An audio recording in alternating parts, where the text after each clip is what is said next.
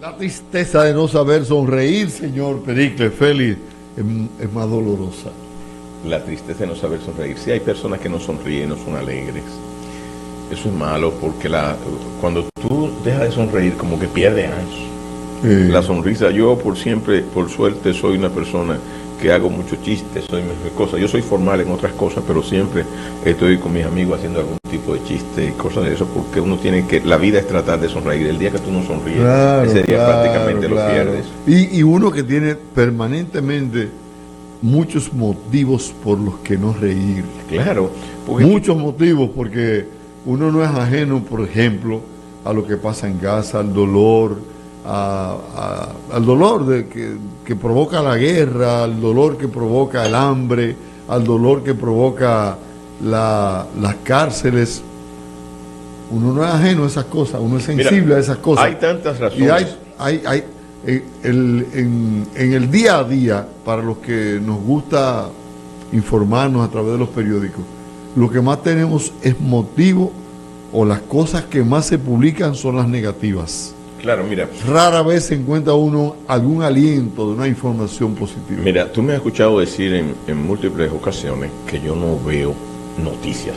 O sea, yo no veo noticias. Bueno, yo me informo. Pero por tu carrera no es necesario, sí, pero por la mía sí. Sí. Yo, por ejemplo, si una señora mató a su hijo, a mí no me interesa. Es un tema que a mí, eso es lo que hace afectado. A mí no me interesa, pero que yo tengo que ver los periódicos obligados. Entonces, yo no veo ningún tipo. Yo manejo otro tipo de cosas que no son noticias, son, bueno, tú no estás como informado de las cosas triviales, y son triviales porque eso no es una cosa que no había ocurrido antes.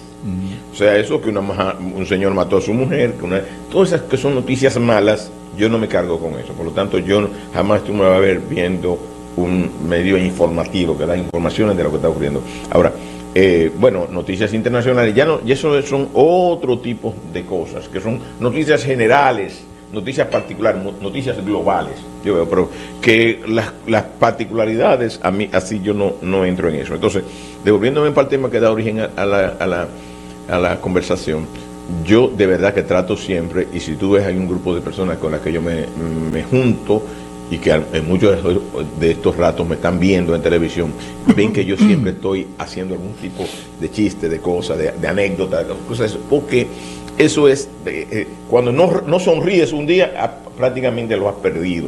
Entonces, todo esto te retrotrae, como que te fuerza, te complica la vida, ¿eh? Así es. Entonces, de eso se trata. Señor Félix, la derrota de legisladores provinciales en Argentina, ¿cómo se llama? Partido de Avanzada, ¿qué se llama? La Libertad Avanza, LLA. Exacto, Libertad Avanza. Se puede interpretar como una debilidad en la imagen de Milei, o responde a otras características. Mira, normalmente la provincia de Argentina, que es donde ha tenido la Libertad Avanza la derrota más importante, volvió a ganar a Axel Kicillof. Recuérdate que ya Argentina tiene una estructura montada con esto del socialismo. El socialismo es una cosa que se vende chulísimo. Eso es lo mejor del mundo.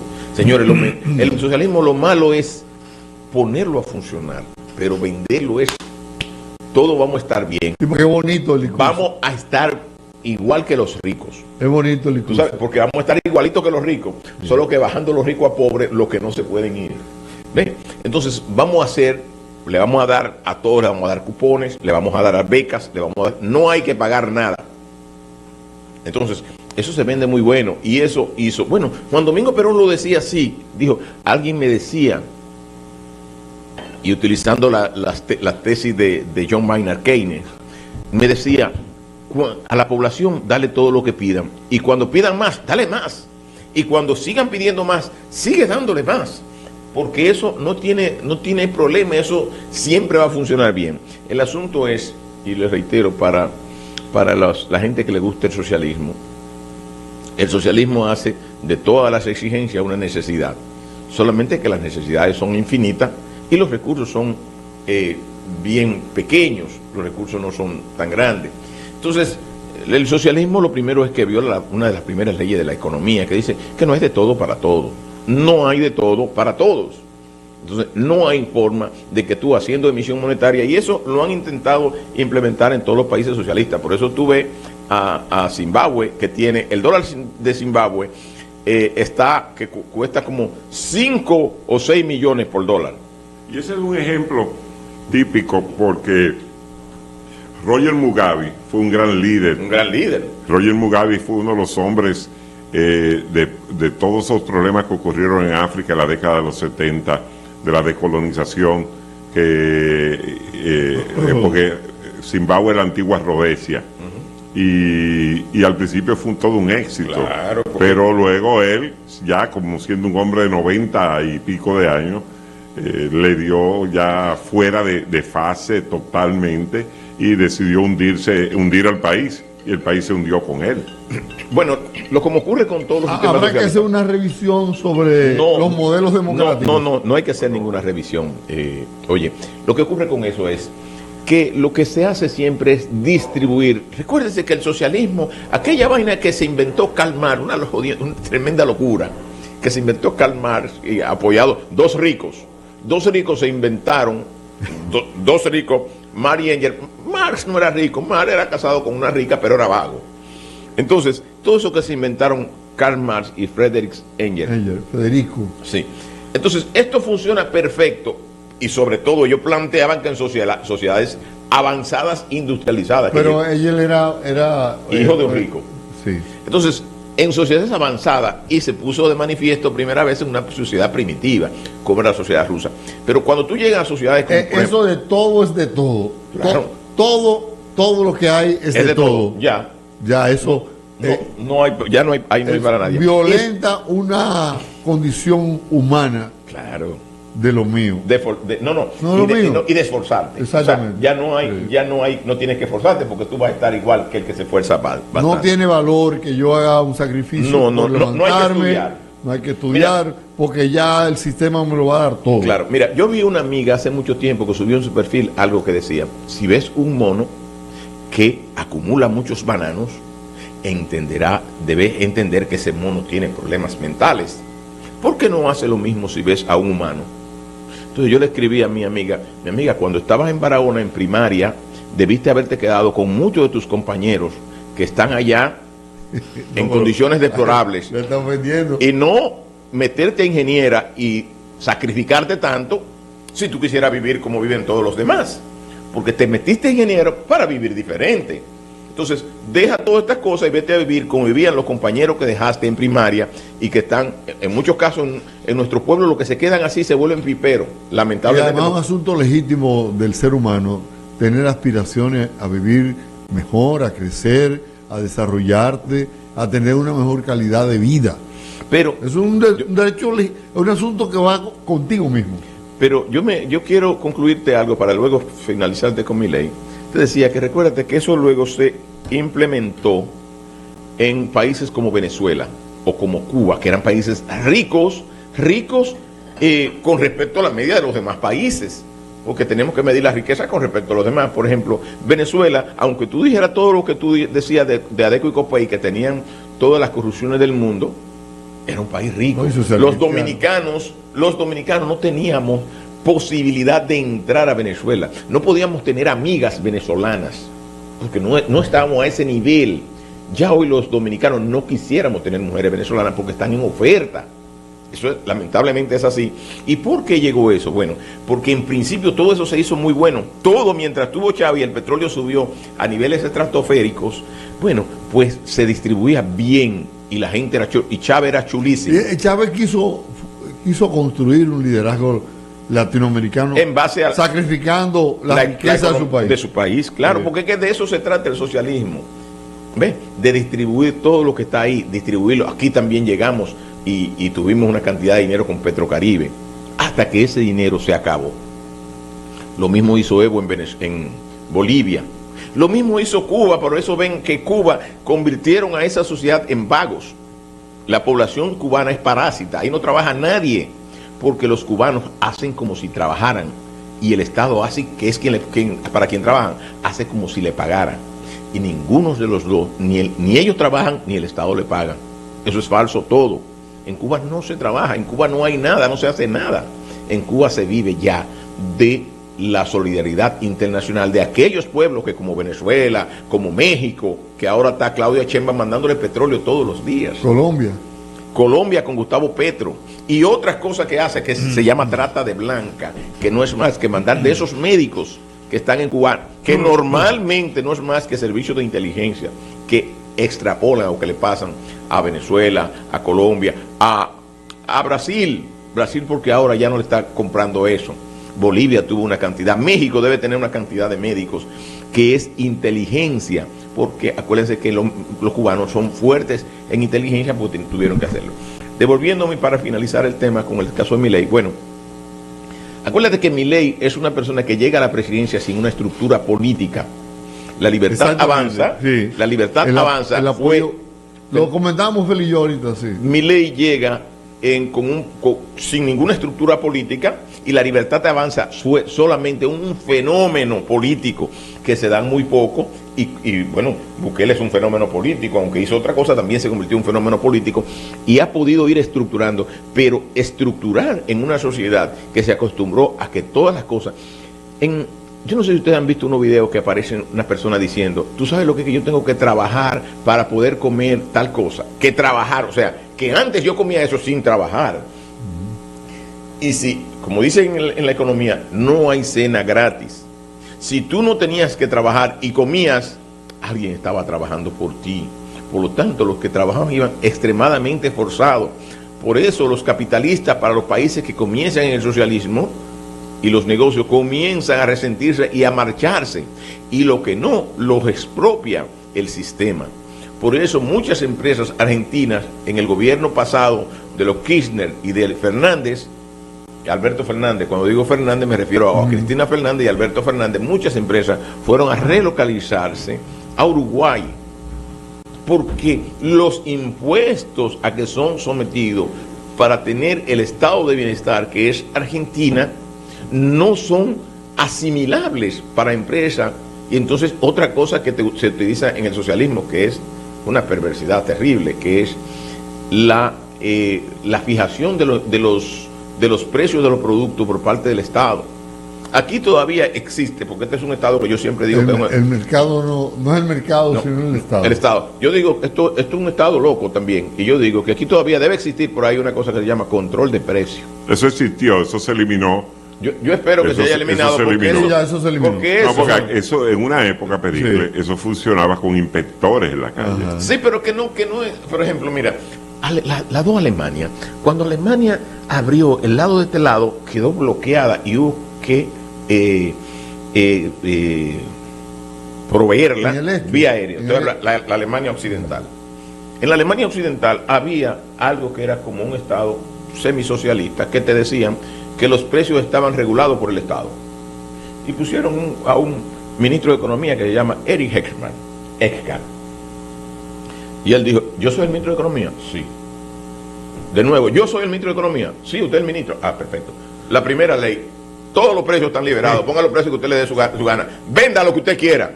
¿Tú sabes qué aparece? Que el otro día había todos los tipos de productos había en el mercado. Aparecieron. Todos. Había una escasez enorme. Inmediatamente liberalizó los precios y quitó los controles de precios. Porque supongamos, aquí ocurrió... Abrió el mercado. Ocurrió una cosa que me decían, y lo he hecho el ejemplo en múltiples ocasiones. Cuando la pandemia, habían unos grupos de esos que yo estaban que decían, toda esa gente que tiene mascarillas, que la están acaparando, el Estado tiene que ir y buscarlo y quitarle la mascarilla. La comieron. Y buscarla y quitarle la mascarilla y vendérsela al pueblo. Digo, hermano, mire, no, eso no funciona así. Si hay mucha mascarilla y es buen negocio, todo el mundo va a querer meterse en el negocio de la mascarilla. Entonces, efectivamente, hubo gente que trajeron, como las mascarillas no aparecían, hubo gente que trajeron furgones de mascarilla. Que querían especular también mucha gente. ¡Claro! Yo tengo un amigo mío que se quedó con varios furgones. ¡Claro! Era excelente. Y llegó a sacarlo. Sí, no, que lo sacó, pero no, se lo tuvo que comer la mascarilla. Señores, la mascarilla... Como dicen en el campo, dalo por batata. Entonces, ya ni por batata se la aceptaba. No, vendían botellitas de agua en los semáforos y de regalo te daban una mascarilla. Sí. ¿Entienden? Entonces, así funciona la economía. Así funciona la economía. Entonces, en todos esos países que te dicen que a los precios hay que controlarlos, que los ricos son unos desgraciados, que los quieren todo para ellos, que ellos venden para ganarse demasiado, que está... Pero porque si disparate. todos los productos tuvieran un control en el precio, ¿por qué mejorar los productos? Exacto. ¿Por qué elevar la calidad del producto? Pero, por ejemplo, para que ustedes entiendan cómo funciona la economía, sí, y es una discusión antiquísima, eso es el origen del marxismo y del marxismo, porque te dicen que el precio de un producto está vinculado a la materia prima más la cantidad de hora hombre que toma en fabricar ese producto, más costo, el beneficio. No, y el costo de llevarlo al mercado. Más el beneficio. Todo eso. Más el beneficio. Sí. Si fueran así, si eso funcionara así mismo, ninguna empresa quebrara.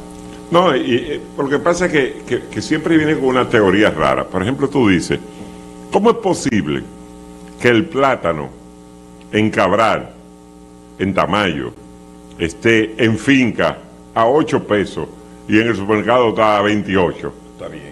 Entonces tú dices, pero ese señor tiene que ir a Cabral, a Tamayo, a comprarla, llevar un camión, montar eso, ya le va poniendo costo a todo. Por eso es que los incentivos no le dan al que mercadea, al que produce. Sí, porque al final, Eder, ese señor está corriendo un riesgo altísimo, porque está hablando de un producto que se va a madurar, un producto que lo puede perder, un producto que, y además él tiene combustible, horas hombre, el riesgo, son muchas cosas. Pero Félix de Sena, pero lo bueno que tiene la economía competitiva es que tú tienes un camión y tú puedes coger ir a comprar productos a Cabral de Barahona y venir, y en vez de que lo vendan a 28, tú venderlo a 13.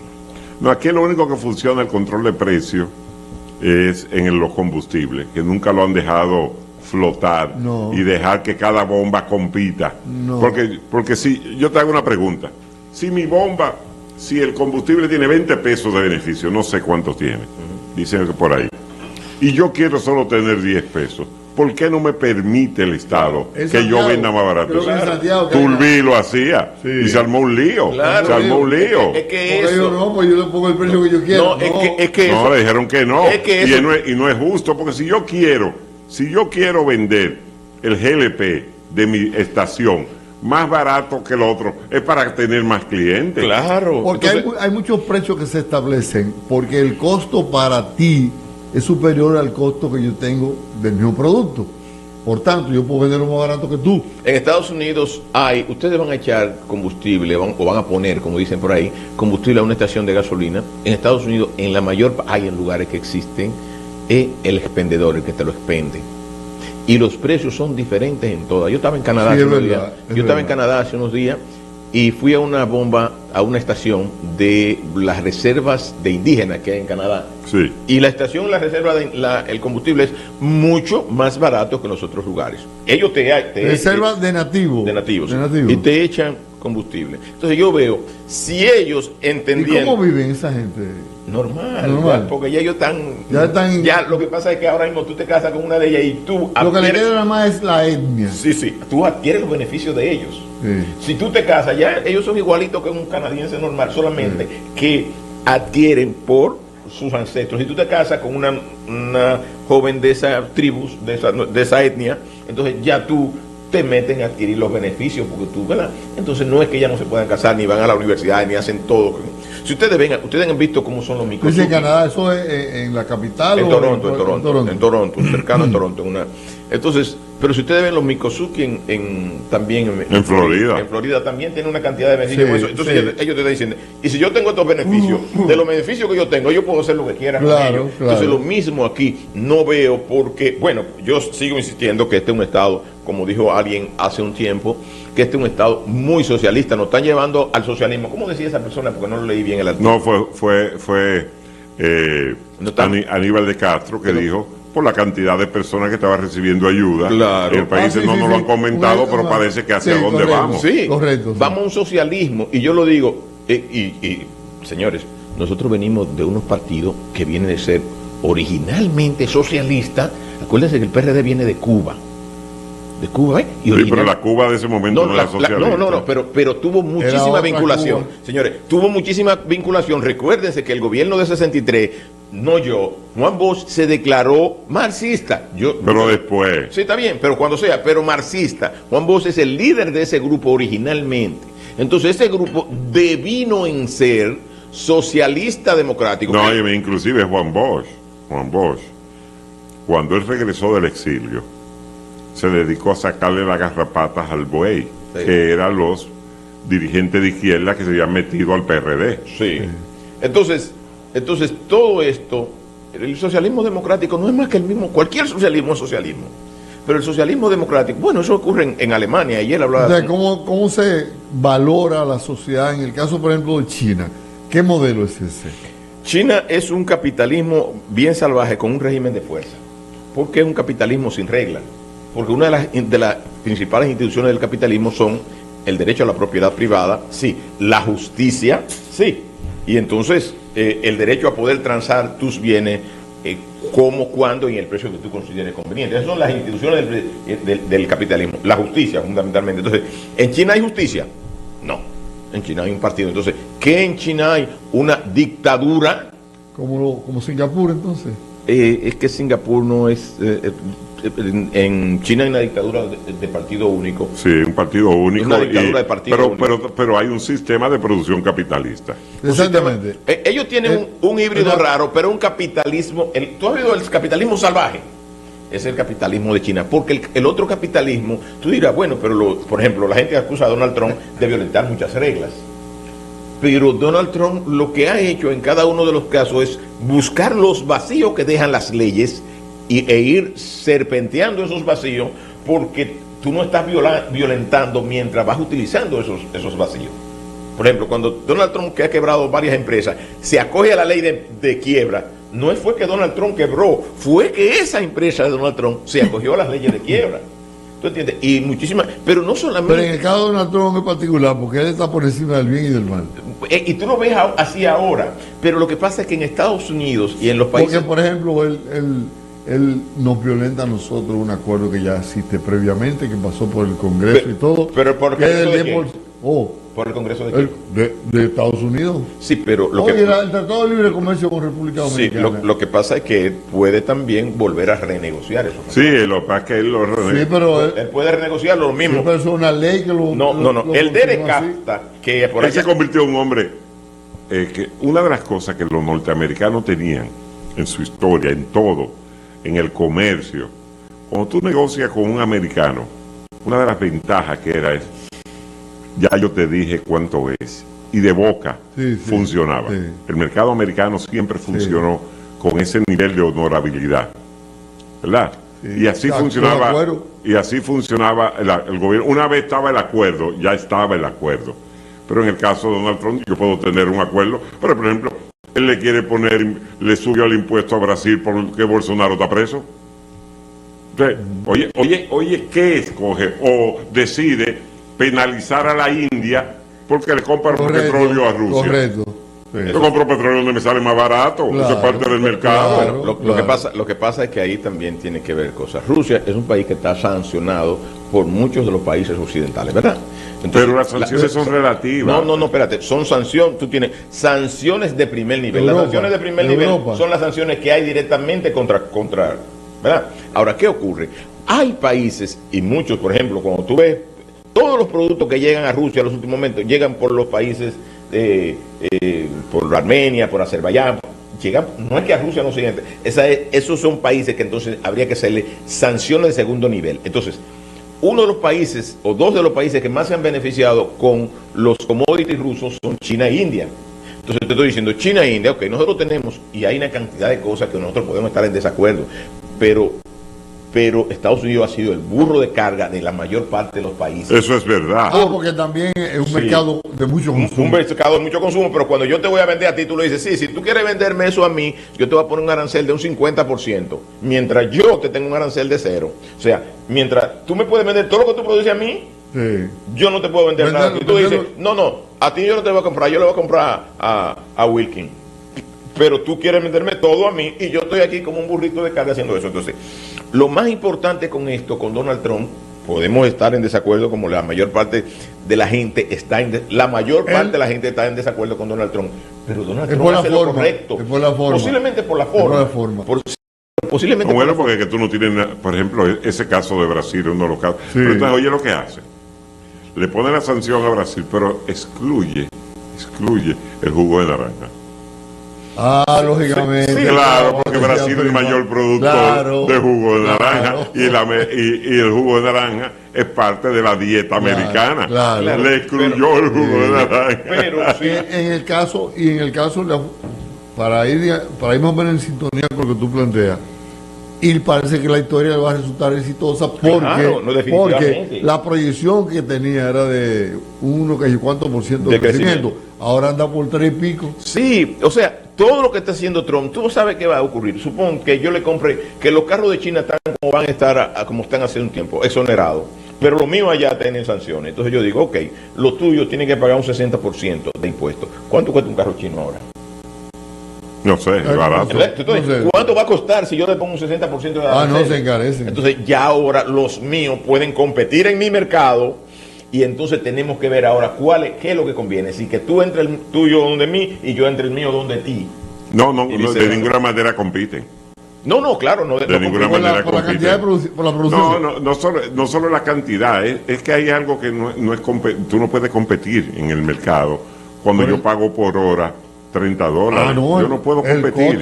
El costo de producción en Estados Unidos es altísimo. Entonces, es altísimo. Y en Alemania es más alto todavía. Claro, en Alemania un obrero gana 38 euros. Porque volvemos a entrar en una cosa que Alemania tiene terrible, que Estados Unidos también la tiene, pero no tanto como Alemania, los sindicatos, las reglas. Pero que Estados Unidos sacó la producción de su país, eliminó los sindicatos para poder sacar la producción, pero al final se revirtió contra ellos. Sí, pero se revirtió contra ellos, porque hecho, la desindustrialización de Estados Unidos ocurrió en esos procesos.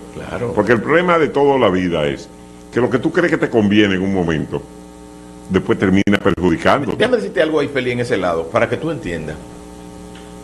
Estados Unidos y Francia, España y Francia, apoyaron a Estados Unidos en su independencia.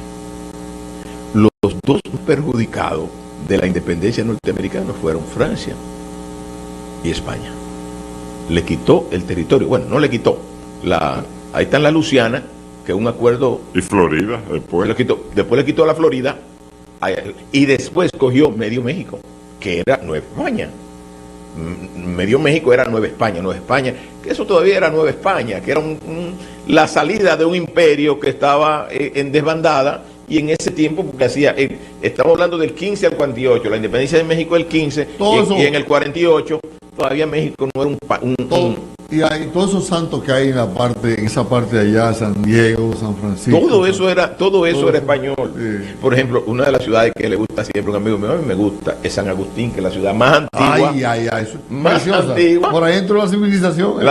Por ahí entró la civilización española. De hecho, los españoles introdujeron por ahí los caballos. Sí. Los caballos, y luego los apaches y los Cheyenne se convirtieron en grandes jinetes.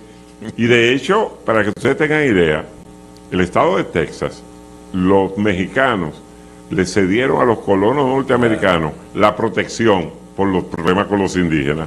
El problema es que después de la protección, ellos dijeron, ¿y por qué? Agarraron y independizaron a Texas. Texas entra a la Unión. Texas no era parte de la Unión. Texas entra posteriormente a la Unión. Vamos a hacer una paradita, al regreso más temas diversos en el programa del día de hoy.